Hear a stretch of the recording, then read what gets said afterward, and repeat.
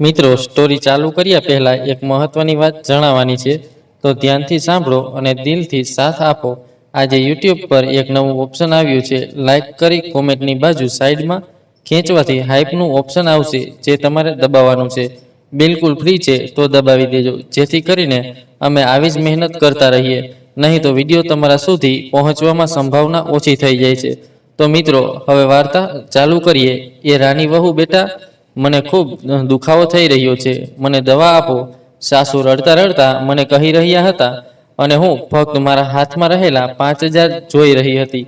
આ 5,000 મારા પતિ મયંક દર મહિને બેંગ્લોરથી મારી સાસુની દવાઓ માટે મોકલતા હતા. મારા પતિના મહેનતના પૈસા. શરૂઆતમાં મેં તે પૈસા યોગ્ય જગ્યાએ રોકાણ કર્યા. હું દવાઓ લાવીને મારી સાસુને યોગ્ય રીતે આપતી રહી. પણ પછી એક દિવસ મને ખબર નથી શું થયું, મારા હૃદયમાં એક વિચિત્ર અવાજ આવ્યો કે હું ક્યાં સુધી બીજાઓ માટે બલિદાન આપતી રહીશ? શું મારી પાસે પોતાનું જીવન નથી? અને તે દિવસે જાણે મારા હૃદયનું તાળું ખુલી ગયું. મેં નક્કી કર્યું કે હવે આ પૈસા મારી ઈચ્છા મુજબ ખર્ચવામાં આવશે. સૌ પ્રથમ મેં તે 5,000 એક નવો સૂટ ખરીદવા માટે ખર્ચ્યા. તેનો રંગ એવો હતો કે મને તે ખૂબ ગમ્યો, અને જે હું લાંબા સમયથી ખરીદવા માંગતી હતી. પરંતુ સાસુની દવાઓના બજેટને કારણે તે ક્યારેય ફિટ ન થયો. એક દિવસ જ્યારે હું ખરીદી કરીને ઘરે પાછી ફરી, ત્યારે હું અંદરથી ખૂબ ખુશ હતી. મારા હૃદયમાં એક ક્ષણ માટે પણ કોઈ અફસોસ ન હતો. તેનાથી વિપરીત, જ્યારે મારી ભાભી, જેને હું ભાભી કહું છું, તેણે મને પૂછ્યું કે શું મેં તેને દવા માટે પૈસા આપ્યા છે. મેં હસતા હસતા જવાબ આપ્યો, ભાભી, જો મારી મમ્મી થોડા દિવસ દવા નહીં લે તો શું થશે? ગમે તે હોય, ક્યારેક માણસ પોતાના માટે પણ જીવે છે. અને આ વાત પર ભાભી ચૂપ હતી, પણ જ્યારે પણ તે મારી સાથે રહેતી, ત્યારે તે મને આ બાબતમાં સાથ આપતી. પછી થોડા દિવસો આ રીતે પસાર થતા, હું દર મહિને મારી ઈચ્છા મુજબ પૈસા ખર્ચવા લાગી. મારી સાસુને ખૂબ તકલીફ પડતી, તેમની તબિયત બગડતી રહેતી, પણ હું બહાનું બનાવતી કે મમ્મી, આજે મને દવા મળી નથી, અથવા ડોક્ટરે કહ્યું છે કે હવે તમારા માટે આરામ કરવો વધુ જરૂરી છે. એક દિવસ જ્યારે હું બજારમાંથી પાછી ફરી રહી હતી, મારા હાથમાં 2-3 શોપિંગ બેગ હતી, નવા કપડાં, કોસ્મેટિક્સ, કંઈક સામાન. રસ્તામાં મને એક ભિખારી મળ્યો. મેં વિચાર્યું કે તેને થોડા પૈસા આપી દઉં, પણ મેં પૈસા આગળ ધપાવતા જ તેણે તે પૈસા મારા ચહેરા પર ફેંકી દીધા, અને ગુસ્સાથી મને કહ્યું, ઘરે જા, હવે તારો અંત ખૂબ નજીક છે.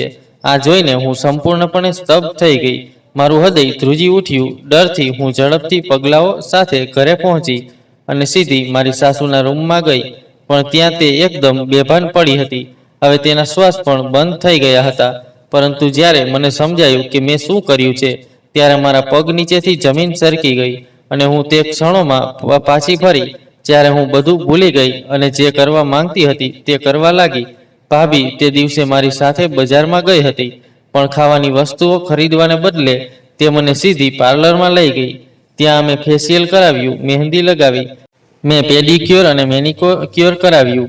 તે સમયે બધું એટલું સારું દેખાતું હતું, જાણે હું કોઈ બીજી દુનિયામાં હોઉં. પાછા ફરતી વખતે મેં ભાભીને પૂછ્યું, ભાભી, મને કહો કે હું કેવી દેખાઉં છું? તેણે હસીને કહ્યું કે તમે ખૂબ જ સારા દેખાઈ રહ્યા છો. તે કોઈ ફિલ્મી હિરોઈન જેવી લાગે છે. અને હું મારી જાતને જોવા માંગતી હતી. પછી મેં અરીસામાં મારા ચહેરાને ધ્યાનથી જોયું, તો ખરેખર એવું જ લાગતું હતું. પહેલીવાર મેં મારી જાતને તૈયાર કરી છે. પહેલીવાર કોઈએ મારી પ્રશંસા કરી હતી, અને મને લાગ્યું કે હું પણ કંઈક છું. ખબર નહીં કેમ તે સમયે મારી માતાના વિલાપ, તેની આંખોમાં વિનંતી, બધું જ મારા મનમાંથી સંપૂર્ણપણે ગાયબ થઈ ગયું.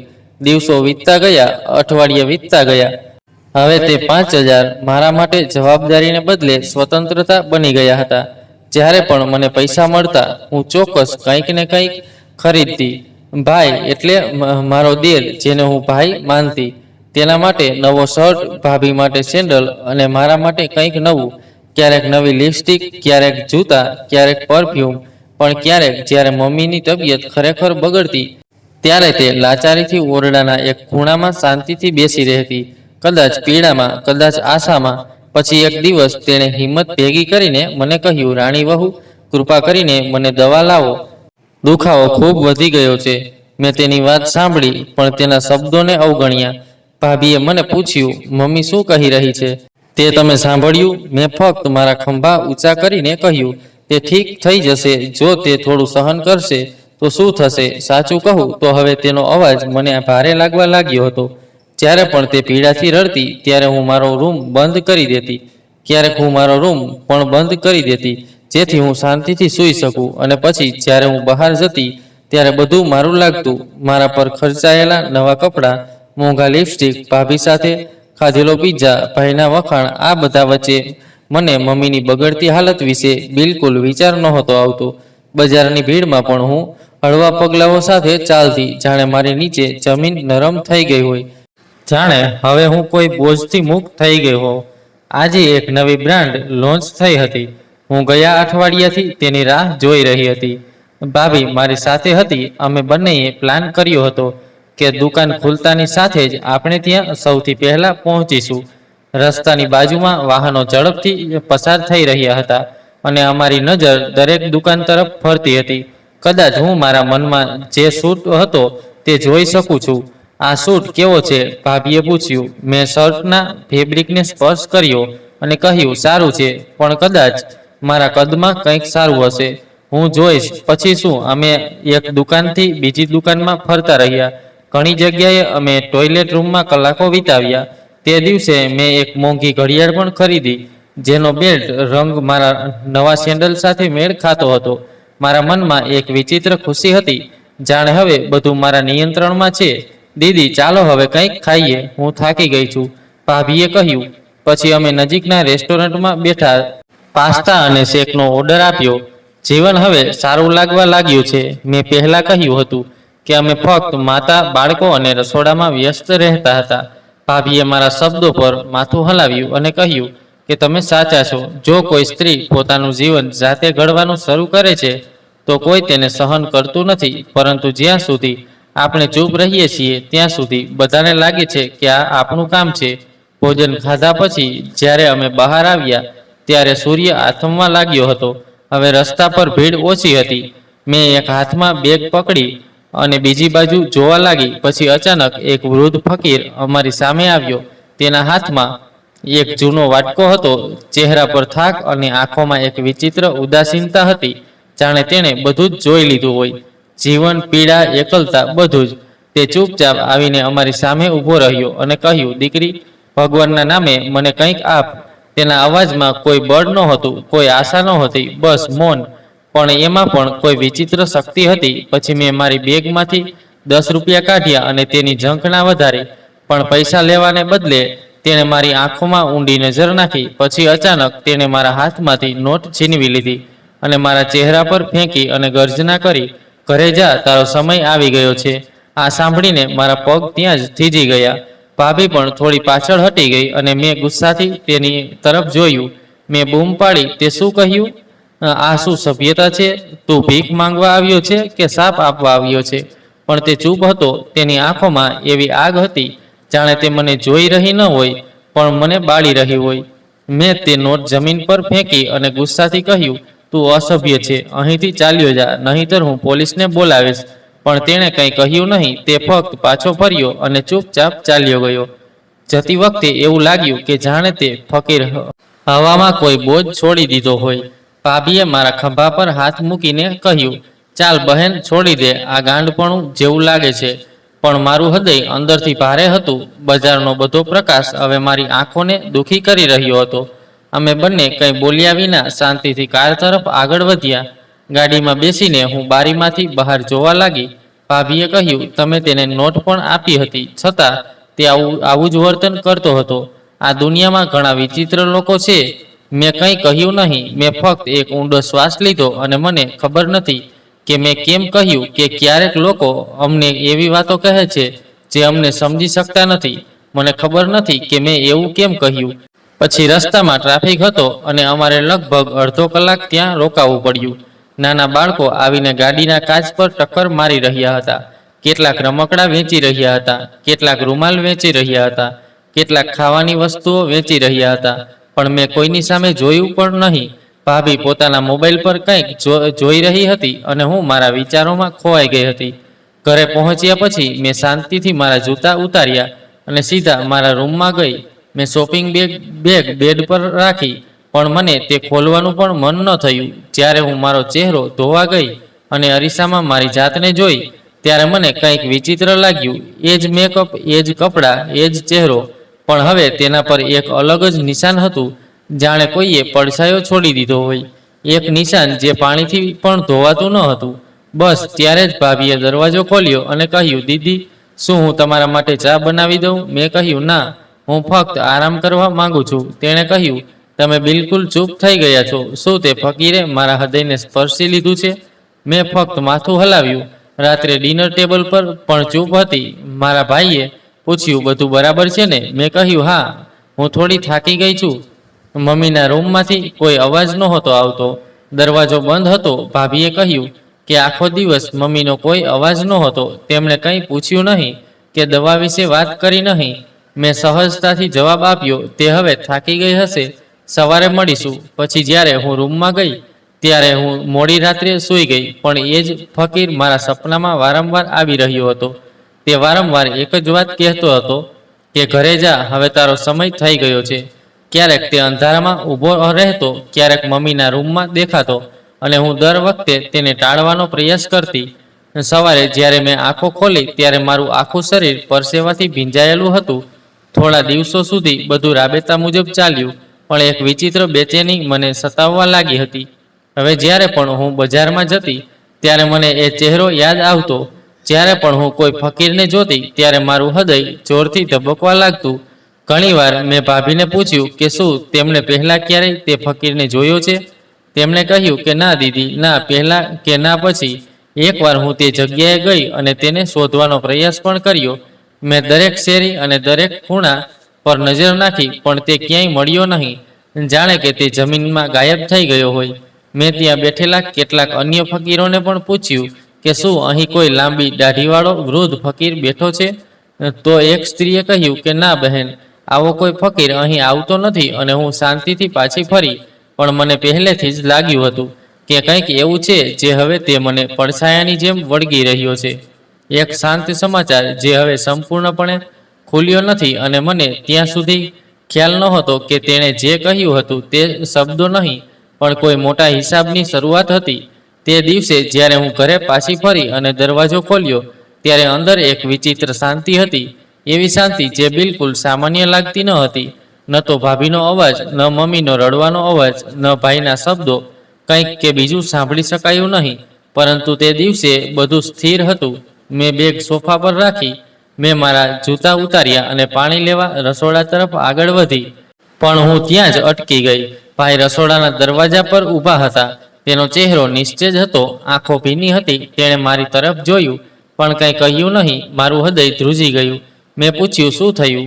બધું આટલું શાંત કેમ છે? તેણે મારી નજર ટાળી અને ફક્ત કહ્યું કે મમ્મીના રૂમમાં અંદર જાઓ. એવું લાગ્યું કે મારા હૃદયમાં કોઈ આંચકો લાગ્યો છે. હું ઝડપી પગલાઓ સાથે રૂમ તરફ ગઈ. જ્યારે મેં ધીમે ધીમે દરવાજો ખોલ્યો ત્યારે મેં જે દ્રશ્ય જોયું તેનાથી મારો શ્વાસ અટકી ગયો.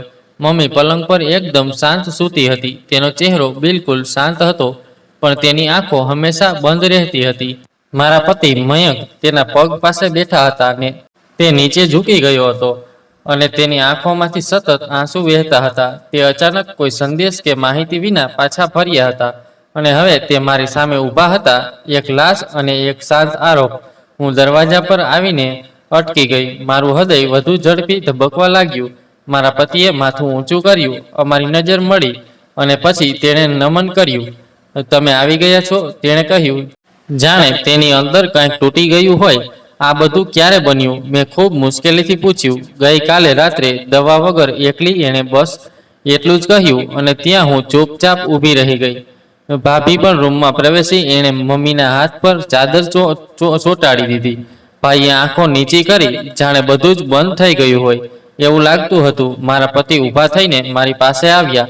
તેમના ચહેરા પર માત્ર ગુસ્સો જ નહીં, માત્ર ઉદાસી જ નહીં, પણ અંદરથી તૂટેલા વ્યક્તિમાં રહેલી નિરાશા પણ હતી.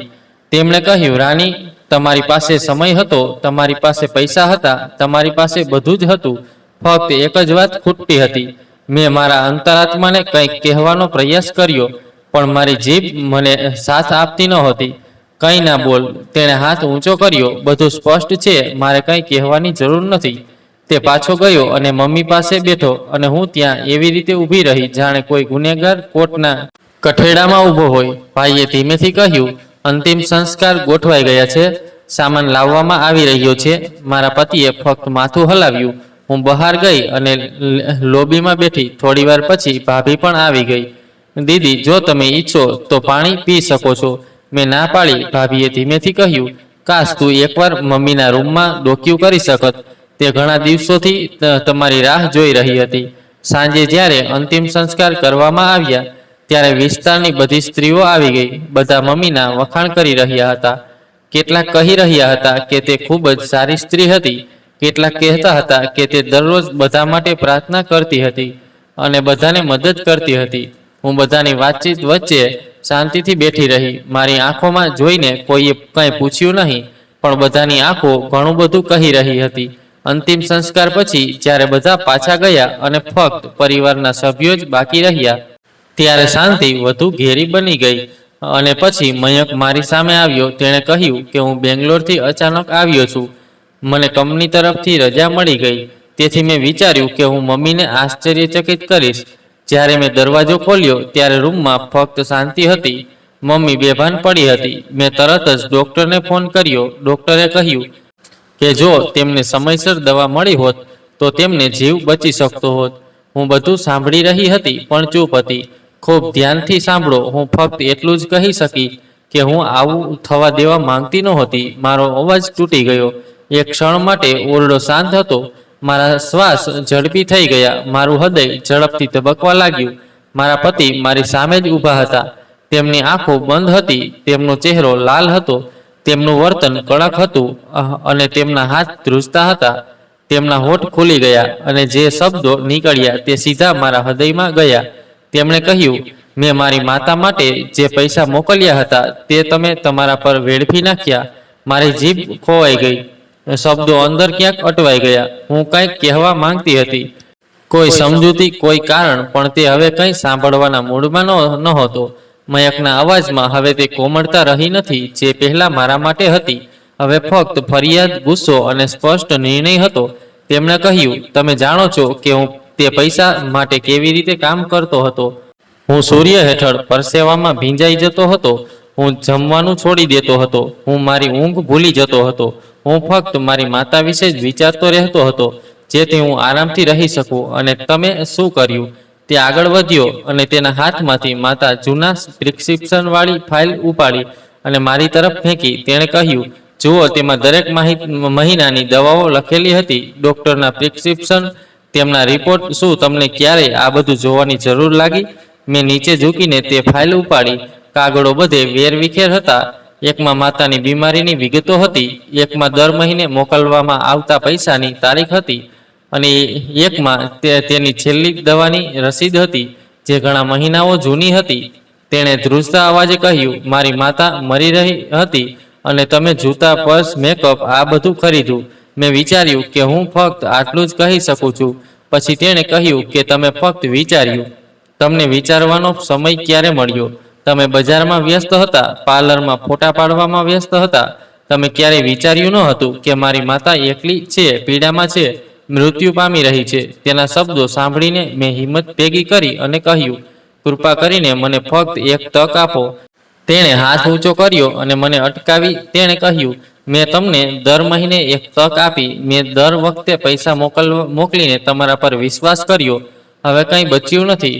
તમે ફક્ત મારી પત્ની જ નહીં પણ મારી માતાના ખૂની પણ છો અને ખૂની ક્યારેય મારા ઘરની ઇજ્જત ન બની શકે. આ કહેતી વખતે તેણે મારી તરફ જોયું નહીં. તેની નજર ફ્લોર પર હતી પણ તેનો અવાજ મારા હૃદયને વીંધી રહ્યો હતો. ભાઈ રૂમના દરવાજા પર ઊભો હતો. ભાભી પાછળ હતી. કોઈ કંઈ બોલી રહ્યું ન હતું અને ફક્ત શાંતિ હતી અને હું તે શાંતિમાં એકલી હતી. તેનું મૌન મારી સામે સૌથી મોટો પુરાવો બની ગયું. મને લાગ્યું કે જાણે દિવાલો મને ચારે બાજુથી ઘેરી રહી છે. શ્વાસ લેવામાં તકલીફ પડી રહી હતી. પછી તેણે કહ્યું કે તમારા કપડાં અને સામાન લઈ જાઓ અને હમણાં જ અહીંથી ચાલ્યા જાઓ. મારું હૃદય પકડીને મેં કહ્યું કે હું ક્યાં જઈશ? તેણે કહ્યું કે મને આ ખબર નથી પણ જ્યાં તમે ઈચ્છો ત્યાં જાઓ. મારા દરવાજા પર ફરી આવશો નહીં. મેં ધીમે ધીમે આસપાસ જોવાનું શરૂ કર્યું. જે ઘરમાં હું થોડીવાર પહેલા સુધી પત્ની પુત્રવધુ રખાત હતી, હવે હું તે જ ઘરમાં અજાણી બની ગઈ હતી. મેં શાંતિથી કબાટ ખોલ્યો, 2 જોડી કપડાં કાઢ્યા અને એક નાની બેગ તૈયાર કરી મારા ઘરેણાં ત્યાં છોડી દીધા. મને લાગ્યું કે હું તેને પૂછું કે શું મારે તે લેવા જોઈએ, પણ પછી મેં વિચાર્યું કે જો મારું સન્માન બચાવવું હોય તો મૌન રહેવું વધુ સારું છે. જ્યારે હું મારી બેગ લઈને રૂમમાંથી બહાર આવી ત્યારે દરવાજા પર ઊભેલા મારા પતિ મયંક એક બાજુ ખસી ગયા અને કહ્યું કે તમે જાતે દરવાજો બંધ કરી દો, હું ફરીથી તમારો ચહેરો જોવા માંગતો નથી. મેં ભાભી તરફ જોયું, તેની આંખોમાં થોડી કોમળતા અને દયા હતી, પણ તે કંઈ બોલી નહીં. રાહુલ ભૈયા મારી નજર ટાળી ગયા. કોઈ કંઈ બોલ્યું નહીં. દરવાજો ખોલતી વખતે મને બહારની દુનિયા અજાણી લાગી. સૂર્ય આથમી રહ્યો હતો, પણ મારા માટે પ્રકાશ જતો રહ્યો હતો. મેં છેલ્લી વાર પાછળ જોયું, એ જ દરવાજો જ્યાંથી હું ઘણીવાર હસતા હસતા બહાર નીકળી હતી અને પોશાક પહેર્યા હતા. હવે મને એ જ દરવાજામાંથી અનાદરથી બહાર ધકેલી દેવામાં આવી. હું થોડીવાર બહાર ઊભી રહી. આસપાસની દિવાલો પણ મને ઘેરી લેતી હોય તેવું લાગતું હતું. પડોશીએ પડદો ઉપાડ્યો અને મારી તરફ જોયું. પછી તેણે શાંતિથી તેને નીચે ઉતારી દીધો. મેં બેગને મજબૂતીથી પકડી રાખી અને રસ્તા તરફ આગળ વધી. રસ્તા ઓછા હતા અને ભાર પણ ઘણો હતો. મને ખબર નહોતી કે ક્યાં જવું, ક્યાં રહેવું. પછી મારા મનમાં મારા માતા પિતાના ઘરનો વિચાર આવ્યો, પણ મારા હૃદયમાં પણ ખચકાટ હતો. શું હવે તે મને સ્વીકારશે? ભાઈએ લગ્નમાં કહ્યું હતું કે દીદી તમે અમારા માટે બધું જ છો. હવે એ જ ભાઈ, એ જ દરવાજો મારી આંખો સામે ફરતો હતો. જ્યારે હું બસ સ્ટોપ પર પહોંચી ત્યારે હું નજીકના બેન્ચ પર બેઠી અને પોતાને કાબૂમાં લેવાનો પ્રયાસ કર્યો. ઠંડા પવનની હળવી લહેર પણ હૃદયનો ખાલીપો તેના કરતાં પણ ઠંડો હતો. એક સ્ત્રી તે આવીને મારી બાજુમાં બેઠી. તેણે પૂછ્યું, બહેન તમે ઠીક છો? તમે થોડા પરેશાન લાગો છો. હા, મેં ફક્ત માથું હલાવ્યું. હું કંઈ બોલી શકી નહીં. મેં તેને આ અંગે વાત કરી નહીં. મારા પતિનો નંબર મારી નજર સામે હતો. મારી આંગળી ત્યાં જ અટકી ગઈ. મારા દિલે કહ્યું, એકવાર ફોન કર, કદાચ એ પાછી બોલાવા તૈયાર થઈ જશે.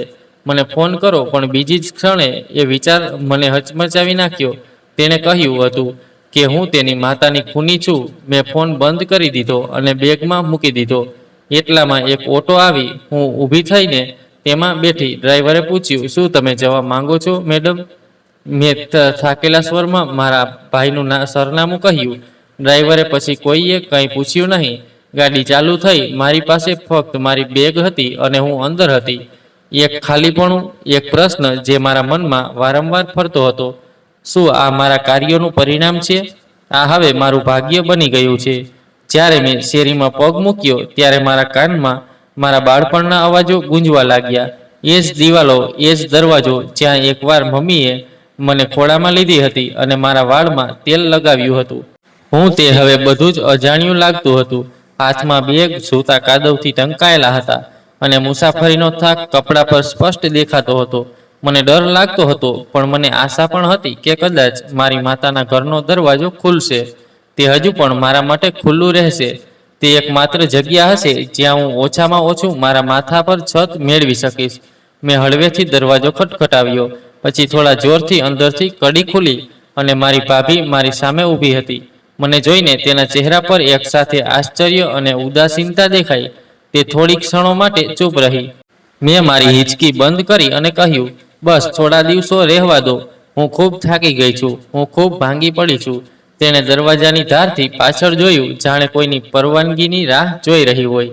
પછી ધીમે ધીમે તેણે કહ્યું, તારો ભાઈ ઘરે નથી? મેં પૂછ્યું, મમ્મી અને પપ્પા ક્યાં છે? મેં અંદર ડોકિયું કરવાનો પ્રયાસ કર્યો. ભાભીએ કહ્યું, મમ્મી મંદિરમાં ગયા છે અને પપ્પા પડોશમાં બેઠા હશે. પણ પહેલાં મને કહો કે તમે કેમ આવ્યા છો? તેનો પ્રશ્ન સાંભળીને જમીન ધ્રુજી ગઈ. મેં કહ્યું કે કંઈક સમજાવવાનો પ્રયાસ કરી રહી છું. પરિસ્થિતિ સારી નથી. મારા પતિ મને છોડીને ચાલ્યા ગયા છે. હું મારું વાક્ય પૂરું કરું તે પહેલાં તેણે કહ્યું, અને હવે તમને અમારા ઘરની જરૂર છે. મારી આંખોમાંથી આંસુ વહેવા લાગ્યા. મેં ભાંગી પડીને કહ્યું, મેં તમારા લોકો માટે શું નથી કર્યું? મેં મારા ભાઈ માટે દુકાન ખરીદી, તમને ભેટો આપી. મેં દર વખતે મારી ખુશીનું બલિદાન આપ્યું. તે આગળ આવી અને બોલી, હા મેં બધું જ કર્યું, પણ એ તારા પતિના પૈસા હતા ને? તે મને જે કંઈ આપ્યું તે તારા દિલથી નહીં પણ તેના ખિસ્સામાંથી આપ્યું, અને તે મારા પર કોઈ ઉપકાર કર્યો નથી.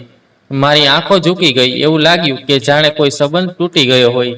મેં તેને ધીમા અવાજે કહ્યું, બસ થોડા દિવસોની વાત છે, પછી હું નોકરી શોધીશ. મને થોડું કામ મળશે. હમણાં મને ફક્ત મારા માથા પર છતની જરૂર છે. તે જ ક્ષણે દરવાજાની અંદરથી અવાજ આવ્યો. કોણ આવ્યું છે?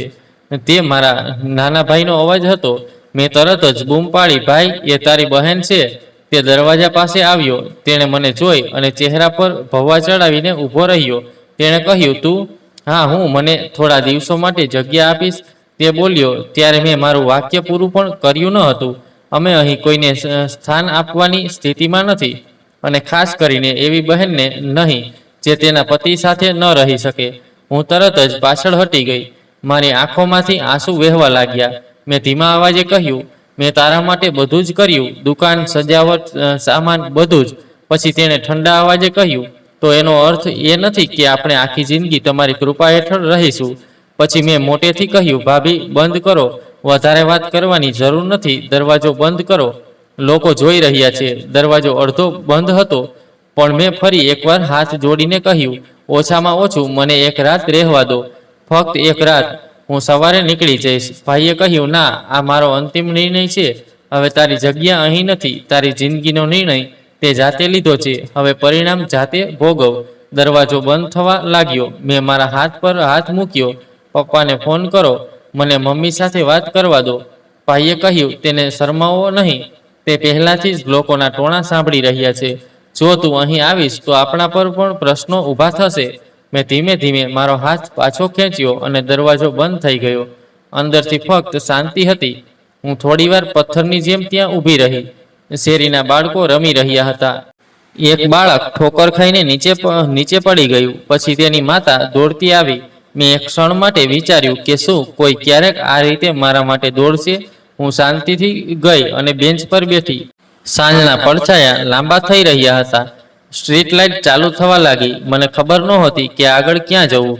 મોબાઈલમાં બેલેન્સ નહોતું અને કોઈ રસ્તો પણ યાદ નહોતો.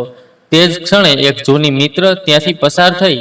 કદાચ તેણે મને ઓળખી લીધી. તેણે અટકીને કહ્યું, રાની, અહીં બધું બરાબર છે? મેં ફક્ત માથું હલાવ્યું અને કહ્યું કે હું થોડી મુશ્કેલીમાં છું. તેણીએ પૂછ્યું કે તમે ક્યાં રહો છો? મેં કહ્યું કે હજુ કંઈ નક્કી નથી. તેણી થોડીવાર વિચારતી રહી. પછી તેણીએ કહ્યું કે મારી પાસે જગ્યા નથી, પણ મંદિરની નજીક એક જગ્યા છે જ્યાં હું રાત વિતાવી શકું છું. મેં કહ્યું, આભાર, હું જોઈશ. પછી તે ચાલી ગઈ અને હું ફરીથી એકલી પડી ગઈ. મારા બાળપણની શેરી, માતાનું ઘર, ભાઈનું હાસ્ય, બધું મારી આંખો સામે ચમકી રહ્યું હતું. પણ હવે તે દરવાજા બંધ થઈ ગયા હતા. આ વખતે ઘરના દરવાજા જ નહીં, સંબંધોના દરવાજા અને મૌન પણ હવે ફક્ત રૂમમાં જ નહીં પણ મારા આત્મામાં પણ પ્રવેશી ગયા હતા. મારી પહેલી રાત મંદિરની બહાર ફ્લોર પર હતી. કોઈએ મને ચાદર પણ આપી ન હતી જેથી હું સૂઈ શકું.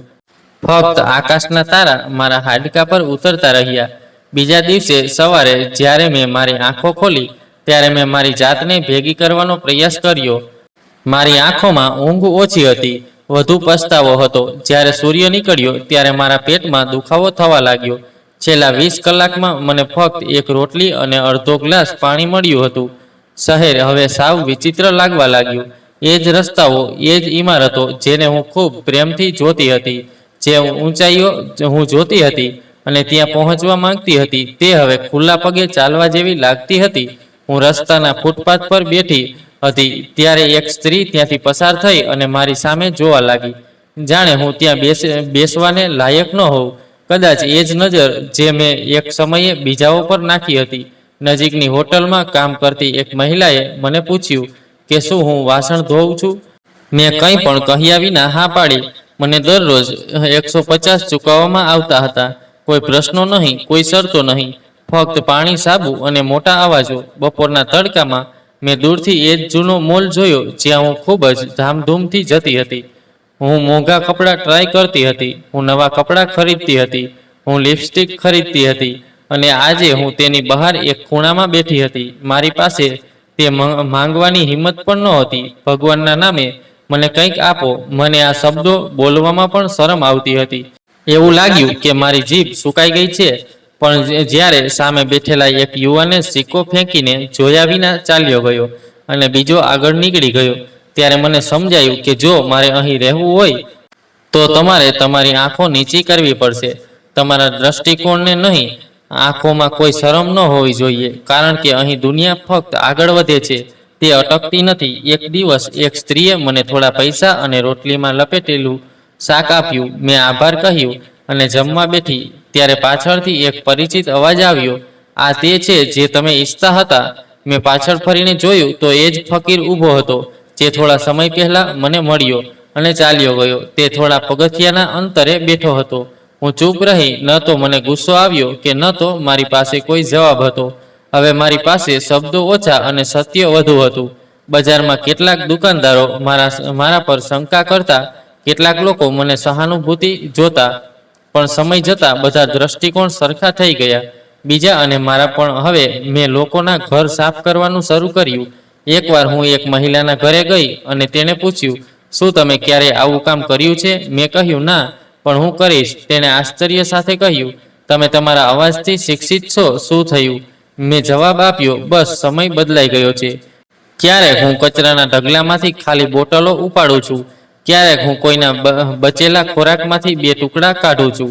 એક દિવસ એક નાનું બાળક મારી નજીક આવ્યું. મારી હાલત જોઈને તેણે નિર્દોષતાથી કહ્યું, તમે અહીં કેમ બેઠા છો? તમે સ્કૂલના મેડમ જેવા દેખાવ છો. મેં હસવાનો પ્રયાસ કર્યો, પણ મારી આંખો ભીની થઈ ગઈ. મેં કહ્યું, દીકરા, બધું બદલાય છે. ક્યારેક આપણે પોતાને બદલીએ છીએ, ક્યારેક સમય આપણને બદલી નાખે છે. રાતો હવે સૌથી ભારે હોય છે એવું લાગતું હતું. પાર્કના એક ખૂણામાં સ્ત્રીઓ દ્વારા બનાવેલા ઝૂંપડાઓનો સમૂહ હતો. ત્યાં એક માળખું હતું જ્યાં કેટલીક અન્ય બેઘર સ્ત્રીઓ રહેતી હતી. મેં તેમના રહેવા માટે જગ્યા માંગી. એક વૃદ્ધ મહિલાએ પૂછ્યું, તમારું નામ શું છે? મેં થાકેલા સ્વરે કહ્યું. તેમણે કહ્યું, આ નામ હવે કોઈ નકામું નથી, મને બસ એક જગ્યાની જરૂર છે. તેણે કહ્યું, અહીં દરેકનો ભૂતકાળ હોય છે, પણ હવે આપણે ફક્ત વર્તમાનમાં જીવીએ છીએ. થોડા અઠવાડિયા વીતી ગયા. મારું શરીર નબળું પડવા લાગ્યું હતું. મારા હાથમાં ફોલ્લા પડી ગયા હતા. અરીસામાં જોઈને હસીને જે ચમક આપતી હતી તે જતી રહી હતી. હવે હું સાવરણી પકડીને દિવસો વિતાવતી હતી. ક્યારેક હોટલની બહાર સફાઈ કરતી હતી, ક્યારેક દુકાનની સામે. એક દિવસ જ્યારે હું દુકાનની બહાર સફાઈ કરતી હતી ત્યારે એક ચહેરો મારી સામેથી પસાર થયો અને મારું હૃદય જોરથી ધબકવા લાગ્યું. તે મારો ભાઈ હતો. તેને જોતા જ મારા પગલાં થંભી ગયા. મારો અવાજ મારા ગળામાં અટવાઈ ગયો. મેં ધીમેથી બૂમ પાડી, ભાઈ. તેણે ફરીને જોયું. તેની આંખો થોડી ક્ષણો માટે અટકી ગઈ. પછી તે કંઈ બોલ્યા વિના આગળ વધ્યો, જાણે તેણે કંઈ સાંભળ્યું જ ન હોય. સાવરણી મારા હાથમાંથી ત્યાં જ પડી ગઈ. તે દ્રશ્ય ઘણું બધું કહી ગયું.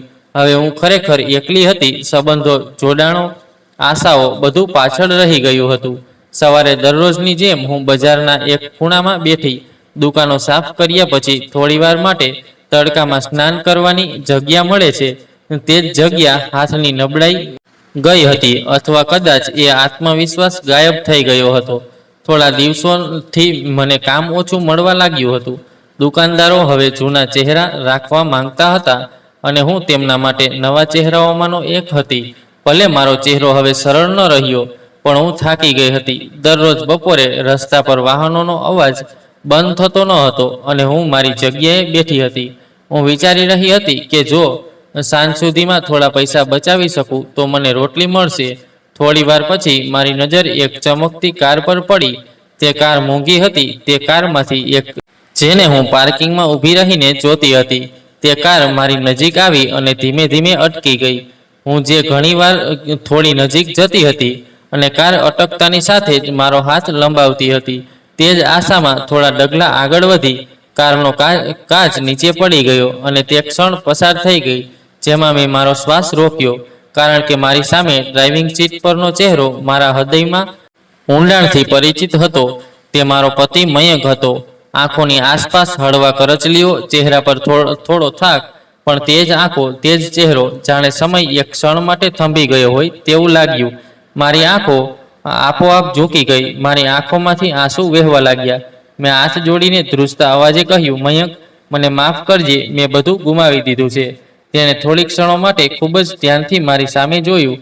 પણ લાગણીઓનું કોઈ તોફાન નહોતું, ન તો ગુસ્સો, ન તો આશ્ચર્ય. ફક્ત એક ઊંડી થાકેલી મૌન હતી. તેણે બારી સંપૂર્ણપણે નીચે કરી દીધી. થોડીવાર ચૂપ રહ્યો. પછી તેણે સીધું કહ્યું, ચાલો ઘરે જઈએ. મને કંઈ સંભળાયું નહીં. એવું લાગ્યું કે મારા કાન છેતરાઈ ગયા છે. મેં ફરીથી પૂછ્યું, શું? પછી તેણે ફરીથી કહ્યું, ચાલો ઘરે જઈએ. એવું લાગ્યું કે મારા પગમાં કોઈ જીવ નથી. નજીકમાં બેઠેલા એક ફકીરે કહ્યું, જ્યારે ભાગ્ય દરવાજો ખોલી રહ્યું હોય ત્યારે પાછળ હટશો નહીં. હું ડગમગાતા પગલાઓ સાથે કારના દરવાજા પાસે પહોંચી. તે પોતે ડ્રાઇવિંગ સીટ પરથી બહાર નીકળ્યો અને પાછળનો દરવાજો ખોલ્યો. હું શાંતિથી બેઠી, જાણે હું કોઈ શાંત ગુનેગાર હોઉં. આખા રસ્તામાં ન તો તેણે કંઈ કહ્યું, ન તો હું. ફક્ત કારનો હળવો ગડગડાટ અને મારા હૃદયના ધબકારા સંભળાતા હતા. ઘર એનું, દિવાલો પણ એની, પણ આ વખતે અંદર પગ મૂકતી વખતે એક ડર હતો, એક શરમ હતી જે આખા અસ્તિત્વમાં લપેટાયેલી હતી. જ્યારે અમે અંદર પ્રવેશ્યા ત્યારે બધું શાંત હતું. ભાભી અને ભાઈ ઘરે નહોતા, ફક્ત તે અને હું. તેણે ધીમેથી કહ્યું, રૂમ હજુ પણ એનો એ જ છે. હું માથું નમાવીને અંદર ગઈ. બધું જેવું હતું તેવું જ હતું. મમ્મીનો ફોટો પલંગના ખૂણા પર મૂકેલો હતો. મેં મારી આંખો નીચી કરી અને શાંતિથી બેઠી. થોડીવાર પછી તે રૂમમાં આવ્યો. તેણે થાળીમાં ખોરાક મૂક્યો અને કહ્યું, જો તમને જરૂર હોય તો ખાવો. ધ્રુજતા હાથે મેં ખોરાક તરફ હાથ લંબાવ્યો, પણ મારી આંખો ઝાંખી થઈ ગઈ. મને કંઈ દેખાતું નહોતું. તેણે કહ્યું, મેં વિચાર્યું હતું કે હું તમને ફરી ક્યારેય જોઈશ નહીં, પણ આજે જ્યારે તમે મારી સામે આવ્યા ત્યારે મને લાગ્યું કે કદાચ તમને હવે વધુ સજાની જરૂર નથી. મેં મુશ્કેલીથી કહ્યું, મને દરરોજ સજા મળી છે. શેરીઓમાં, લોકોની નજરમાં, ભૂખમાં, ઊંઘમાં, લાચારીમાં. તે થોડી ક્ષણો માટે મૌન રહ્યો. પછી તેણે કહ્યું, મને ખબર નથી કે તમે કેમ આવ્યા છો અથવા તમે કેવી રીતે બચી ગયા છો, પણ હું આટલું જાણું છું કે જો કોઈ વ્યક્તિ આટલું નીચે પડ્યા પછી પણ માફી માંગે છે તો કદાચ તેને ફરીથી જીવવાનો અધિકાર મળવો જોઈએ. ઓરડામાં શાંતિ છવાઈ ગઈ હતી. ખોરાક ઠંડુ થઈ રહ્યું હતું, પણ મારી અંદર કંઈક પીગળવા લાગ્યું હતું. રાત્રે મેં પલંગ ફ્લોર પર ફેલાવ્યો, પણ તેણે કહ્યું, તું પલંગ પર સૂઈ જા, હું સોફા પર છું. મેં કહ્યું, ના, હું અહીં ઠીક છું. તેણે કહ્યું કે આ કોઈ ઉપકાર નથી. હું ફક્ત તને એક માણસ તરીકે ધ્યાનમાં રાખીને આ કહી રહ્યો છું. મારી આંખોમાંથી આંસુ વહેવા લાગ્યા. કોઈ ફરિયાદ નહોતી, કોઈ આરોપ નહોતો, ફક્ત કૃતજ્ઞની લાગણી હતી. હું આખી રાત સૂઈ શકી નહીં. હું છત તરફ જોતી રહી અને વિચારતી રહી કે આ પરત આવવાથી મારી રાહત થશે કે નવી સમસ્યાની શરૂઆત થશે. પણ એક વાત ચોક્કસ હતી કે આ એ જ જગ્યા હતી જ્યાંથી હું ભટકી ગઈ હતી, અને કદાચ હવે મારે ફરીથી મારી જાતને સાબિત કરવી પડશે. શબ્દોથી નહીં, પણ સમય સાથે. સવારે ઉઠીને હું શાંતિથી બહાર નીકળી ગઈ.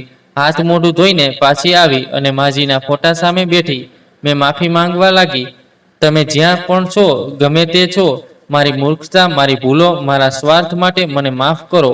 મારી પાછળ ઊભેલા મારા પતિએ બસ આટલું જ કહ્યું, હવે આ વાતો મદદ કરશે નહીં, હવે સમય બદલવો પડશે. મેં માથું હલાવ્યું. હું ચૂપ રહી, પણ પહેલીવાર મારા હૃદયમાં આશાનો એક નાનો દીવો પ્રગટ્યો. હવે હું સમયસર ઉઠવા લાગી. હું દિવસ યોગ્ય રીતે પસાર કરવા લાગી, અને સાંજે હું મારી પોતાની દુનિયામાં સ્થાયી થઈશ. હું ઘરે હતી, પણ મારા હૃદયના કોઈ ખૂણામાં મને હજુ પણ મહેમાન જેવું લાગતું હતું. એ જ પલંગ, એ જ ચાદર, એ જ પડદા, બધું એ જ હતું. પણ હવે અમારી વચ્ચે હવે શાંતિ હતી. જે કંઈ પણ કહ્યા વિના બધું કહી દેતી હતી. મારા પતિ હવે વહેલા ઘરે આવ્યા નહોતા. પહેલા તે કામ પછી સીધા ઘરે આવતા હતા, પણ હવે તે ઘણીવાર મોડા આવે છે. ક્યારેક તેનો મોબાઈલ વાગતો ત્યારે તે ખૂણામાં જઈને વાત કરતા. હું તેને કંઈ પૂછતી નહીં અને તે મને કંઈ કહેતા નહીં. એક દિવસ મેં તેને ધીમેથી પૂછ્યું કે મારે રાત્રિ ભોજનમાં શું બનાવવું. તેણે ધીમા અવાજે જે જોઈએ તે કહ્યું. પહેલા આ તે વસ્તુઓ હતી જે તે પોતે માંગતા હતા, પણ હવે આ બધું તેના માટે સામાન્ય બની ગયું હતું. ઘણીવાર હું તેનું મનપસંદ ભોજન બનાવતી અને તેની રાહ જોતી, પણ તે આવીને ફક્ત 2 ટુકડા ખાઈને ચાલ્યા જતા. ઘરમાં એક ખાલી ઓરડો હતો જેનો અમે એક સમયે બાળકો માટે વિચાર કર્યો હતો. હું ઘણીવાર તે રૂમમાં જતી. હું રૂમના દરવાજા સામે બેઠી છું અને વિચારું છું કે શું આ ખરેખર મારા નસીબમાં છે. કંઈ નહીં, થોડા મહિના આમ જ પસાર થઈ ગયા. એક દિવસ તે ઘરે આવ્યો. તેના ચહેરા પર એક વિચિત્ર શાંતિ હતી. તેના હાથમાં એક ફાઇલ હતી. તે રૂમમાં બેઠો હતો તેણે મને તેની પાસે બોલાવી. પછી તેણે કહ્યું, મારે તમારી સાથે વાત કરવી છે. હું ગઈ અને તે શાંતિથી બેઠી. તેણે ફાઇલ ટેબલ પર રાખી અને કહ્યું, હું ફરીથી લગ્ન કરવા માંગુ છું અને તને છૂટાછેડા આપવા માંગુ છું. આ શબ્દો મારા હૃદયને વીંધી ગયા. મેં કોઈ પ્રશ્ન પૂછ્યો નહીં. મારી આંખો ફક્ત આંસુઓથી ભરાઈ ગઈ અને અંદર એક ઊંડી શાંતિ છવાઈ ગઈ. તેણે કહ્યું, આ નિર્ણય સરળ નથી, પણ તમે જાણો છો કે આપણને બાળકો નથી અને હું પિતા બનવા માંગુ છું. મેં ફક્ત માથું હલાવ્યું, પણ કંઈ બોલી શકી નહીં. તેણે પહેલીવાર મારી સામે જોયું અને કહ્યું કે તારા હિસ્સામાં જે હશે તે તને મળશે. હવે હું શું માગું? એક એવી સ્ત્રી માટે એનો ખોળો ખાલી હોય છે, દિવાલો પણ નકામી થઈ જાય છે. તેણે કહ્યું કે હું તને ઘરમાંથી કાઢી મૂકવાનો નથી, તું અહીં જ રહેજે. હવે આપણો સંબંધ સમાપ્ત થઈ જશે. મારી અંદર વધુ જ ખળભળાટ મચી રહ્યું હતું, પણ મને ફક્ત તૂટવાના અવાજો જ સંભળાતા હતા. આખી રાત મને ઊંઘ જ ન આવી. હું છત પર ચમકતા તારાઓ જોતી રહી, પણ મારા હૃદયનું આંગણું વધુ ઊંડું થતું ગયું. થોડા દિવસો પછી તેની નવી પત્ની ઘરમાં આવી. અલગ ઓરડો, અલગ વાસણો અને હવે એક અલગ જીવન. સવારે ચા બનાવતી વખતે હું 2 કપ રાખતી, એક તેના માટે અને એક મારા માટે. અમે બંને સ્ત્રીઓ જરૂર પડીએ જ વાત કરતી. પછી થોડા મહિના પછી સમાચાર આવ્યા કે તે માં બનવાની છે. તેણે આ વાત કહી નહીં. પડોશમાંથી એક કાકી આવીને મને કહ્યું. તેણે કહ્યું, અભિનંદન બહેન, હવે ઘરમાં સારા સમાચાર છે. મેં ફક્ત માથું હલાવ્યું અને કપમાં ચાનો ચમચી હળવેથી મૂકી દીધો. એક અવાજ આવ્યો, પણ મેં કંઈ કહ્યું નહીં. હું રૂમમાં પાછી આવી અને તે બાળકનો ઓરડો જોયો જે એક સમયે મારા સપનાઓથી ભરેલો હતો. હવે તે બીજા કોઈના ખોળામાં મોટો થવાનો હતો. એક સાંજે હું ડ્રોઈંગ રૂમમાં બેઠી હતી અને કપમાં સરખાવી રહી હતી જ્યારે મને અંદરથી બાળકના રડવાનો અવાજ સંભળાયો. હું ઝડપથી ઊભી થઈ. હું દરવાજા પાસે ગઈ અને મારી જાતને રોકી અને પાછળ ફરી. દરવાજો બંધ હતો. અવાજ અંદર ગૂંજતો હતો. હું દરવાજા પાછળ ઊભી રહી, સાંભળવાનો પ્રયાસ કરતી રહી. તે જ ક્ષણે મારા પતિ બહાર આવ્યા. દરવાજા પાસે મને જોઈને તે અટકી ગયા. તેણે કહ્યું, શું તમે અંદર જવા માંગો છો? મેં માથું હલાવ્યું. નહીં, તે એક માતા છે અને હું ફક્ત એક સ્ત્રી છું જેની રાહ જોવાની બાકી છે. તેણે કહ્યું કે જો તમે ઈચ્છો તો તમે બાળકને મળી શકો છો. મેં કહ્યું, ના, હું જાણું છું કે દરેક સંબંધ લોહીથી બનેલો હોય છે અને જો મારો ખોળો ખાલી હોય તો મારા સાથીઓની કોઈ કિંમત નથી. તે દિવસોમાં મેં મારી જાતને ઘરના કામમાં સંપૂર્ણપણે સમર્પિત કરી દીધી હતી. હું બધું જ એક ગંતવ્ય ગણતી હતી. ઘરની સફાઈ, રસોડાના કામ. કોઈને મારી સામે કોઈ ફરિયાદ નહોતી, પણ કોઈને મારી હાજરીની પણ જરૂર નહોતી. ક્યારેક તે જ્યારે બાળક ડ્રોઈંગ રૂમમાં આવતું ત્યારે હું તેને દૂરથી જોતી. તે મારી સામે જોઈને હસતો અને હું થોડું હસતી. હું તેની નજીક જતી નહીં. એક દિવસ તે મારી નજીક આવ્યો અને મારી આંગળી પકડી. તેના હાથની હૂંફ મારા હૃદયમાં ઘૂસી ગઈ. એક ક્ષણ માટે એવું લાગ્યું કે જાણે અંદર કંઈક પ્રકાશ્યું હોય. પછી મારા પતિએ જોરથી કહ્યું, તેને અંદર લઈ જાઓ. જો તમે તેને અંદર લાવશો તો તમે પડી જશો. મેં ઝૂકીને તેને પકડી લીધો. પહેલીવાર કોઈ અસ્તિત્વ મારા હાથમાં હતું, પણ તે સંબંધ મારો નહોતો. તે ફક્ત એક ક્ષણ પસાર થઈ ગઈ. હું રૂમમાં આવી અને કબાટ પર રાખેલા મમ્મીજીના ફોટા તરફ જોયું. હૃદયમાં, ક્યાં તમે જોયું મમ્મી, મેં તમારા દુઃખને અવગણ્યું હતું. આજે જે દુઃખ કોઈ બીજા સ્વરૂપમાં મારી પાસે આવ્યું છે. રાત્રે જ્યારે બધા સૂઈ ગયા ત્યારે હું લિવિંગ રૂમમાં ગઈ અને આકાશ તરફ જોવા લાગી. કદાચ હવે મારું મૌન પણ થઈ ગયું હતું. દુનિયાએ મને માફ ન કરી, પણ સમય મને અરીસો ચોક્કસ બતાવતો. સવાર હંમેશા એવી જ શરૂ થતી. દરવાજાની બહાર અખબાર વેચનાર હતો. રસોડામાં ચાની સુગંધ અને ડ્રોઈંગ રૂમમાં સાવરણીનો અવાજ ચાલી રહ્યો હતો. પણ એવું લાગતું હતું કે કોઈ મશીન હોય જે જોરદાર એક જ જગ્યાએ ફરતું રહે છે. હું અને તે એક જ છત નીચે રહેતા હતા, પણ એવું લાગતું હતું કે 2 અજાણ્યા લોકો ફક્ત સમયનો હિસાબ પૂરો કરવા માટે સાથે હતા. તે નાસ્તો કરતો, અખબાર વાંચતો, ફોન પર ઓફિસ વિશે વાત કરતો અને પછી ઓફિસ જતો. પાછા ફરતી વખતે ફક્ત એક નાની વાત થતી અને હવે અમારી વચ્ચે કોઈ પ્રશ્ન કે જવાબ ન હતો. ફક્ત એક મૌન હતું જે અમે બંને શાંતિથી સહન કરતા હતા. અને તે ઉપર સાવરણી સાથે મારો શ્વાસ પણ થંભી ગયો હતો. દિવાલની તે જૂની જગ્યા પર જાડી ઊંડી રેખાઓ હતી. એક માસૂમ હાથની છાપ જે ઘરની રોશનીમાં હસવાથી બની હશે, કદાચ જ્યારે સપનાનો પડદો ઘરની દિવાલોમાં રહેતો હતો. હું ત્યાં બેઠી હતી. સાવરણી હવે એક બાજુ પડી ગઈ હતી.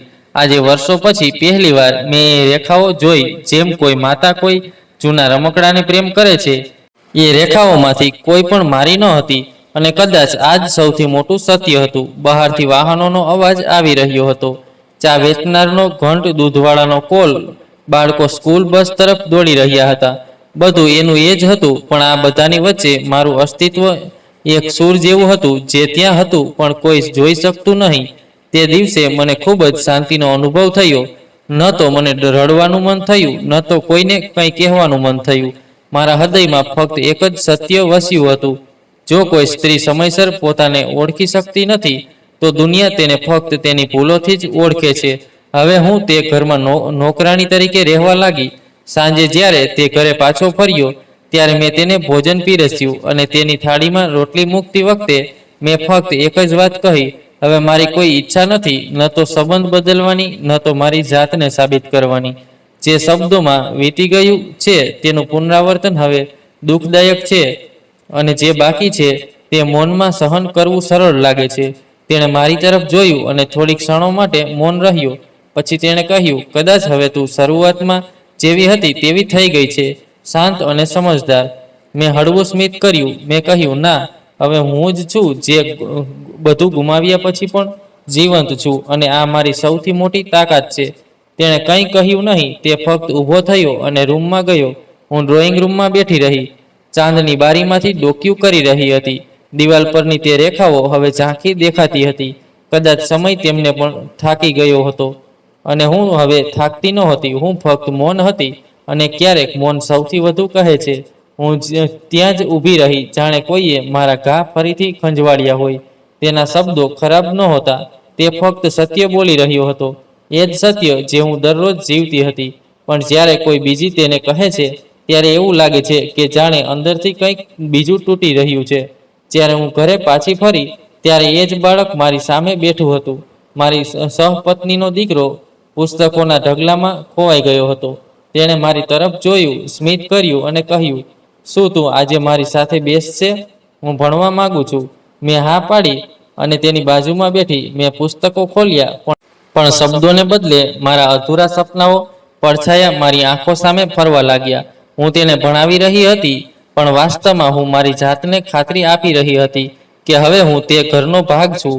જ્યારે દરેક સંબંધ અધૂરો છે, દરેક જગ્યા કોઈ બીજાની છે, અને હું ફક્ત એક પડછાયો છું જે દિવાલોમાં દેખાય છે પણ રહેતો નથી. થોડા સમય પછી બાળકે કહ્યું, જો મને સારા માર્ક્સ મળશે તો તું ખુશ થશે, ખરું ને? મેં તેના માથા પર હાથ ફેરવ્યો. હું ખૂબ ખુશ થઈશ, દીકરા. તેના વાળની હૂંફથી મારું ઠંડુ હૃદય થોડું પીગળી ગયું. કદાચ આ મારું ભાગ્ય હતું, બીજાના દીકરાની માતાની જેમ જીવવાનું. મારા નામે નહીં, મારા હકમાં નહીં, પણ કદાચ તે માસૂમ બાળકના પ્રેમને કારણે. તે રાત્રે જ્યારે મારા પતિ ઘરે પાછા ફર્યા, ત્યારે મેં પહેલીવાર મારી જાતને કહ્યું કે આ ઘર મારું છે. ભલે હૃદયમાં કોઈ સ્થાન ન હોય, દિવાલો મારી હાજરી જાણે છે. મેં મારી જાતને અરીસામાં જોઈ. વાળ થોડા ભૂરા હતા, આંખો નીચે થાકની રેખાઓ દેખાતી હતી, પરંતુ તેમના વિશે એક વાત અલગ હતી. હવે હું મારી જાતને સહન કરવા લાગી હતી. કોઈ ફરિયાદ નહીં. હવે હું તૂટી પડી નહીં. હવે હું વાંકા વળીને બેઠી નહીં. હવે હું દરરોજ સવારે ઉઠતી, મારા હૃદયમાં એક ખાલીપણું લઈને ચા બનાવતી, અને જ્યારે તે બાળક દોડતું આવતું અને મારા ચંપલ પાસે બેસતું, જ્યારે તે મને સ્મિત કરતો, ત્યારે એવું લાગતું કે જાણે કોઈ સંબંધ જે લોહીનો ન બનેલો હોય, તે હજુ પણ હૃદયથી જોડાયેલો હોય. હવે તે મને બડી મમ્મા કહેવા લાગ્યો હતો. કોઈએ મને શીખવ્યું નહીં કે મેં તેને ક્યારેય કહ્યું નહીં. એક દિવસ તેણે પોતે જ કહ્યું, અને મારી આંખોમાં આંસુ આવી ગયા. હું સ્તબ્ધ ન થઈ, હું રડી પણ નહીં. મેં ફક્ત તેના માથા પર હાથ ફેરવ્યો અને સ્મિત કર્યું. કદાચ સર્વશક્તિમાન ભગવાનને મારા ખોળા ખાલી રાખ્યા હતા, પણ કોઈ બીજાના બાળક દ્વારા મને ફરીથી જીવવાનું કારણ આપ્યું હતું. શાળામાં બાળકોને ભણવાનું હવે મારું રોજિંદુ જીવન બની ગયું હતું. દરેક બાળક મારી આંખોમાં જોતું. હું જે કહું છું તે સાંભળો, વાર્તાઓ પર હસો, અને દરરોજ સાંજે હું કંઈક નવું શીખીને પાછી ફરતી. એકવાર શાળામાં એક છોકરીએ પૂછ્યું, મેડમ, તમને કોઈ દુઃખ નથી પડતું? તમે હંમેશા હસતા રહો છો. મેં તેને આ કહ્યું. મેં તેની માસૂમ આંખોમાં જોયું અને ધીમેથી કહ્યું, દીકરા, દરેકને દુઃખ હોય છે, પણ હસવું એ એક કૌશલ્ય છે જે સમય શીખવે છે. તે દિવસે હું પહેલીવાર મારી જાતને સમજી શકી. હું હવે ભાંગી પડી નહીં, બલકે મેં શીખવાનું શરૂ કર્યું. મયંક હવે વધારે કંઈ બોલ્યો નહીં. તેણે મને રોકી નહીં કે પૂછ્યું નહીં. તેનો દીકરો મારી સાથે વધુ સમય વિતાવવા લાગ્યો. કદાચ તેને ખ્યાલ આવવા લાગ્યો હતો કે મારી પાસે ફક્ત વાર્તાઓ જ નથી, પણ એક સ્નેહ પણ છે જે તેના માટે દરરોજ પ્રાર્થના બની ગયો. તેનો દાવો કર્યા વિના એક દિવસ તે બાળકે મારા ખોળામાં માથું મૂકીને કહ્યું, બડી મમ્મી, જ્યારે હું મોટો થઈશ ત્યારે શું તું મારી સાથે આવીશ? મેં તેની માસૂમ આંખોને ચુંબન કર્યું અને કહ્યું, જો તારા હૃદયમાં જગ્યા બાકી રહેશે તો હું હંમેશા તારી સાથે રહીશ, દીકરા. તે રાત્રે મને લાંબા સમય સુધી ઊંઘ ન આવી. પહેલીવાર મને લાગ્યું કે કદાચ મારું અસ્તિત્વ ફરીથી કોઈની પ્રાર્થનાનો ભાગ બની ગયું છે. તેણે થોડી ક્ષણો માટે મારી સામે જોયું અને પછી કહ્યું, પણ તારી આંખોમાં શાંતિ છે. હું હસી. કદાચ તે શાંતિ ન હતી, હવે થાક જ હતો, જે હવે ચૂપ રહેવાનું શીખી ગયો હતો. તે સાંજે હું એકલી બેઠી હતી. મેં મારી સામે આરીસો રાખ્યો અને જોયું. તેનામાં એક સ્ત્રી હતી જેણે બધું ગુમાવી દીધું હતું. તેણે કંઈ પાછું મેળવ્યું હતું અને હવે તે આત્મનિયંત્રણની ભાવના સાથે જીવી રહી હતી. તે હવે કોઈની બહેન નહોતી, ન કોઈની પત્ની હતી કે ન કોઈની માતા. તે ફક્ત એક એવી વ્યક્તિ હતી જેણે ઘણું બધું સમજી લીધું હતું. તે જ રાત્રે મેં મમ્મીના જૂના ફોટોગ્રાફ નીચે દીવો પ્રગટાવ્યો. મેં ધીમેથી ગણગણાટ કર્યો કે મને કોઈની સામે કે કોઈ દ્વેષ નથી. જે જાણવાનું હતું તે ગયું. જે બાકી છે તે મારું છે અને હવે હું મારા માટે જીવી રહી છું. પછી મેં મારા હાથ ઊંચા કર્યા અને બીજા કોઈ માટે નહીં, પણ પહેલીવાર મારા માટે પ્રાર્થના કરી. હવે મારી વાર્તા સજા નથી, પણ એક પાઠ છે. હવે મારું મૌન બોજ નથી, પણ એક આશીર્વાદ છે. હવે મારું જીવન કોઈનો પડછાયો નથી, પણ મારો પોતાનો નિર્ણય છે. તૂટ્યા પછી પણ હું જોડાઈ છું. હવે જો કોઈ પૂછે કે તું કોણ છે, તો હું કહું છું કે હું એ છું જેણે જીવન છોડ્યું નથી. મેં હમણાં જ તેને સમજાવવાનું શીખ્યા. ત્યારે તું અલગ હતી એવું લાગતું હતું કે તેના શબ્દો ફરીથી જૂના ઘાને સ્પર્શી ગયા. મેં અટકીને તેની આંખોમાં જોયું. તે સ્ત્રી વૃદ્ધ હતી. તેના ચહેરા પર કરચલીઓ હતી, પણ તેની આંખો સ્પષ્ટ હતી, ઘણું બધું જાણતી હતી. મેં હસવાનો પ્રયાસ કર્યો. હા, પછી હું કદાચ બીજા માટે જીવી હતી અને હવે હું મારા માટે શ્વાસ લઉં છું. તે થોડીવાર ચૂપ રહી. પછી તેણે કહ્યું, બદલાવ ખરાબ નથી, પણ તૂટ્યા પછી પણ જીવવું એ હિંમતનું કામ છે. મેં તેને જોયા છે. તું દરરોજ ધીમે ધીમે બદલાતી રહેતી હોવાથી મારી આંખોમાં આંસુ આવી ગયા. મેં કહ્યું કે ક્યારેક કોઈ વ્યક્તિ ફરિયાદ કરવાનો અધિકાર ગુમાવે છે. જ્યારે ગુનો સાબિત થાય છે, ગમે તે થાય, ત્યારે તે નજીક આવી અને કહ્યું કે કેટલાક ગુનાઓ એવા હોય છે જે પરિસ્થિતિને બદલે છે. વ્યક્તિ નહીં, પરંતુ સજા ભોગવનાર વ્યક્તિ જ હોય છે. મેં ધીમેથી પૂછ્યું, શું તમે પણ કોઈ સજામાંથી પસાર થયા છો? તેણે સ્મિત કર્યું, દીકરી, દરેક સ્ત્રી સજાના પોતાના હિસ્સા સાથે જન્મે છે.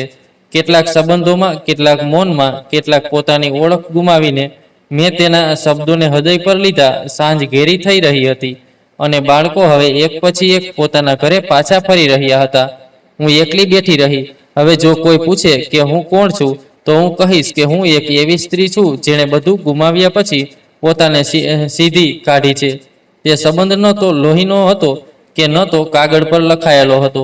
તે સંબંધ ગુના અને પસ્તાવા વચ્ચેનો હતો, સ્વાર્થ અને પસ્તાવા વચ્ચેનો, અને સૌથી અગત્યનું વ્યક્તિ અને ભગવાન વચ્ચેનો. જે રાત્રે મેં મારા ગુનાઓને પત્ર લખ્યો, જે રાત્રે મેં મારી સહપત્નીના પુત્રને ગળે લગાવ્યો અને તેણે વાર્તાઓ કહી, તે જ ક્ષણે એક ખૂબ મોટી દિવાલ પડી ગઈ હતી, નફરત અને સૌથી વધુ ઉદાસી સામે બનેલી.